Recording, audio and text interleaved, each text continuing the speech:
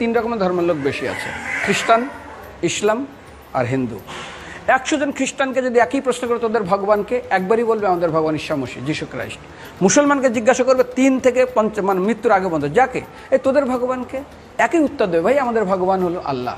হিন্দুদেরকে যদি একই প্রশ্ন করা হয়, ভাই তোদের ভগবানকে, কনফিউজ। 100% হিন্দু 100% কনফিউজ, জানে না ভগবানকে। দ্বিতীয়ত, যদি তুমি মুসলমানকে জিজ্ঞাসা হয় তোরা মসজিদে কেন যাচ্ছিস, ওদের শেখানো হয় মসজিদে যেতে হবে নামাজ আদায় করার জন্য। সপ্তাহে ওরা 100% একদিন মসজিদে যাবেই। তুমি যদি খ্রিস্টানদের জিজ্ঞাসা করো তোমরা কেন কোথায় যাবে, কোথায় যাও না, আমাদেরকে একদিন তারা চার্চে যাবেই। কেন? ঈশ্বরের প্রার্থনা করার জন্য, ওদের শেখানো হয় জন্মের থেকে, এটা সংস্কার। আর হিন্দুদের যদি জিজ্ঞাসা করে তোমরা মন্দিরে কেন যাচ্ছ, হ্যাঁ আমার ছেলের বিয়ে হচ্ছে না, আমার মেয়ের বাচ্চা হচ্ছে না, আমার বাবা হসপিটালে আছে, কালকের আমার মামলার ডেট আছে, আমার ব্যবসা খুব খারাপ, আমার শরীর খুব খারাপ। 99.99 হিন্দু জানে না মন্দিরে কেন আসা উচিত, তাদের ভগবানকে মৃত্যুর পরে কোথায় যাবে। মুসলমানকে জিজ্ঞাসা করবে মৃত্যুর পর কোথায় যাবে, বলবে ভাই নামাজ রোজা যদি না করি দোজকে যাব, অর্থাৎ নরকে যাব।